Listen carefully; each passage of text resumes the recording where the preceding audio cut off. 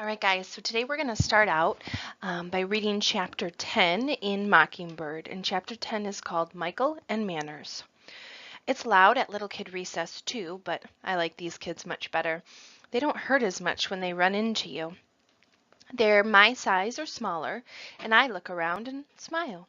I see a little boy in a red baseball cap, and that reminds me of Devin's red Potomatic Nationals baseball cap, and I remember seeing that boy at the memorial service for Devin because I remember that cap. He was sitting hunched over on the pew just the way he's sitting hunched over on the bench right now, and I wonder why he's sitting like that. There's no teacher next to him, so I don't think he's in trouble. He's rubbing his eyes, so he's either sleepy or sad. I think those are the only two things that it could be. I walk closer to see if I can figure out which it is. He looks up when I'm near and I can see his reddish, wet face. Are you sad? He nods. Why? He doesn't say anything. I look around for Josh, but then I remember he's not out at this recess. Is someone else being mean to you? He shakes his head. I put my hands in my pocket and I rediscover my gummy worms. I pull one out and I dangle it in front of him. Want this? Her name's Laurie. He looks at it for a moment and takes it, but doesn't put it in his mouth. It's not a real worm, I tell him. It's to eat. He still doesn't eat it, and I'm about to ask him to give it back if he's not going to eat it, but then he says, "Thank you," and I don't think I can take it back now. He puts it in his mouth, and part of it hangs out as he chews, and finally the worm disappears. I miss her, he says. Laurie the worm? He shakes his head. Mommy. Oh. He turns his head to look up at me, and he moves closer, but he doesn't invade my personal space. I try to look in his eyes, and when I do, I'm surprised. They're like Bambi eyes. They're simple, like the eyes on a facial expression chart, and they stay still so I can see what's inside. Don't you miss your brother? He asks. The Bambi eyes don't even blink. What do you mean? He's dead, right? How do you know? Everyone says you're the weirdo whose brother is dead. Oh, sorry, I didn't mean to call you a weirdo. That's just what people say. Are you weird? I don't know, I say. He shrugs. You're not weird to me. I think you're nice. Thank you, I say. I'm remembering your manners. I hear someone clap and a teacher's voice calls out, "Okay, class, 2 minutes, then we need to line up." Thanks for the gummy worm, he says. Very good, I say. You remembered your manners. He nods. Mommy says that's important. It is. You get stickers. His lips go down a little at the ends, and his head tilts like he doesn't get it. I don't think that's why. You do get a sticker, though, I tell him. From who? Your dad? He doesn't have any stickers. I have a lot. I can bring you some. Okay, thanks. You said thanks. That's 2 stickers now. You're welcome. See? I'm good at your manners, too. He giggles. They're not my manners. I know. They're your manners, I say. What? His Bambi eyes look smiley, but also a little something else, maybe confused. Do you see how she is trying to read the person's inner thoughts through their outward expressions? That's something she's intentionally working very hard on. Everyone has to learn your manners, I explain. You're silly, he giggles some more. Why are you laughing? Because they're everyone's manners. My manners are when I say please and thank you, and your manners are when you say please and thank you. I look at the person. All this time, I thought I was learning your manners, but I was really learning my manners. Everyone's manners are the same. Now you get it, he says. Oh, thank you. You're very helpful. I think it will be easier to learn your manners, my manners, now that I know they belong to me and I'm not trying to learn someone else's.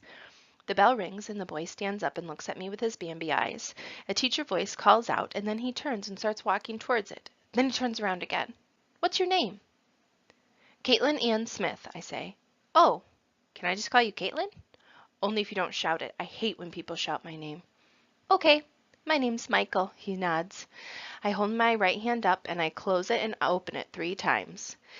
His mouth corners go up and his cheeks get puffy and his Bambi eyes smile. He has a cute little dimple and blonde wavy hair that drops below his cap.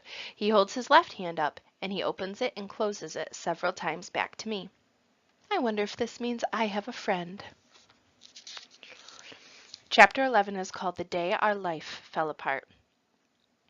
Mrs. Johnson gives me back my group project. It says, well researched, very interesting, and excellent. But then she also writes, why are there capital letters in the middle of your sentences? Common nouns are not capitalized. Only the special words are capitalized. I look at my paragraph. I did not put capital letters in the middle of sentences. They're only at the beginning of some words. She has put an X over the capital H in the word heart that I wrote about and has written a lowercase h above it. Doesn't look right that way.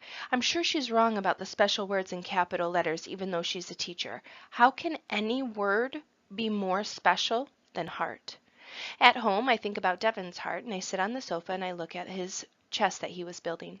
It's under a gray sheet, and there are rays of light coming through the blinds, and the dust swirls around them in beams, and it hits the wooden chest. And I wonder if any dust particles are Devin, and if I can feel him. I close my eyes, and I remember some of the things that happened on the day that our life fell apart. That's what Dad calls it. After we got home from the hospital that night with no Devin, Dad was yelling and kicking the furniture and the walls, and he started pounding the wooden chest with his fist, shouting, why, why, why? He threw his woodworking books and he threw the scout manual into Devin's room, and he slammed the door and said, no, no, no, no, no, until I screamed at him to stop it, stop it, stop it. And then he put a sheet over the chest, and now he never even looks in that corner.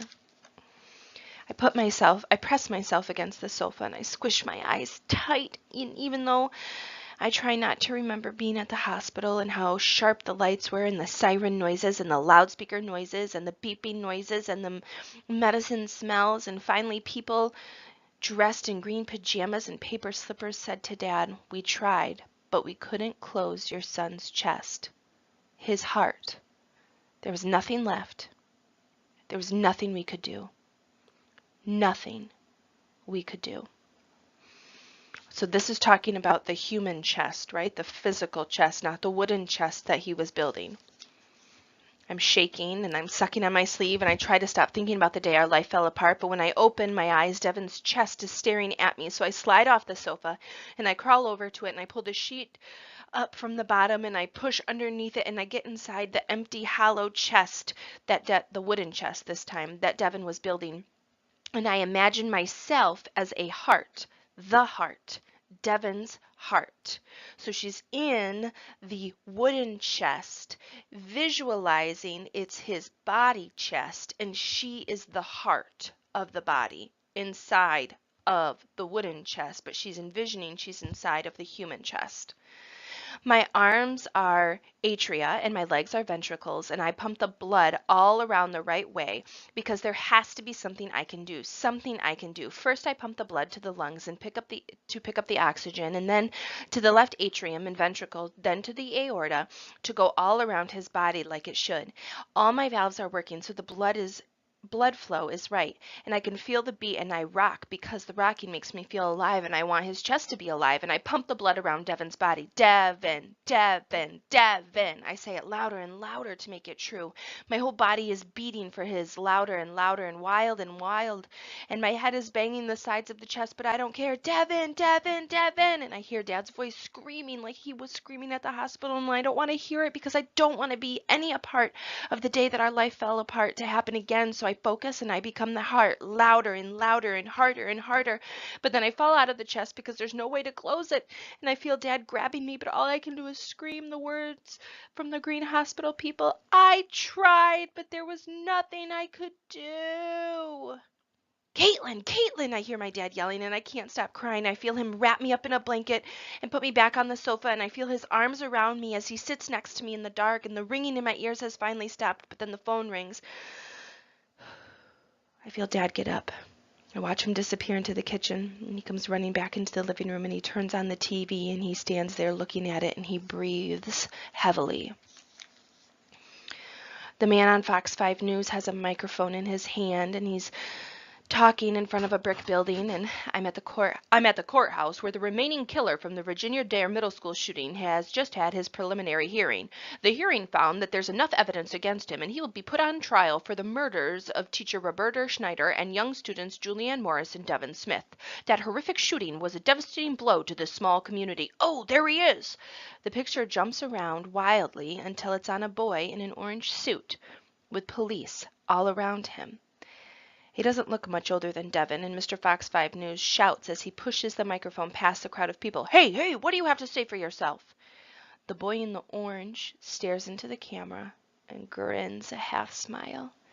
Then he lifts up his handcuffed hands and gives a thumbs up sign.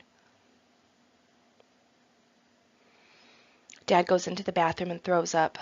The camera switches to the lady sitting inside the news desk. She says, "We'll hear more about this story later, but isn't it good that we now have closure?"